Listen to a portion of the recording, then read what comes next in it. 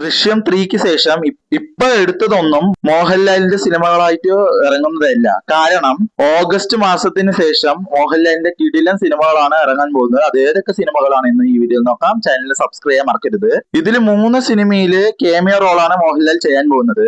ആദ്യത്തെ സിനിമ പറയുന്നത് പൃഥ്വിരാജിന്റെ ഖലീഫ എന്ന സിനിമയാണ്. മാമ്പറിക്കൽ ഹമ്മദ് അലി എന്ന ക്യാരക്ടർ ചെയ്യുന്നത് നമ്മുടെ മോഹൻലാലാണ്. അടുത്തത് പറഞ്ഞ മോഹൻലാലിന്റെ മകളായ വിസ്മയ മോഹൻലാലിന്റെ തുടക്കം എന്ന സിനിമയിലൂടെ മോഹൻലാൽ ഒരു ക്യാമിയോ റോൾ ചെയ്യുന്നുണ്ട്. അടുത്തതായി നമ്മുടെ രജനീകാന്തിന്റെ ജയിലർ 2. ഈ സിനിമയിൽ മാത്യു എന്ന ക്യാരക്ടറിലൂടെ ക്യാമിയോ റോൾ ചെയ്യുന്നുണ്ട്.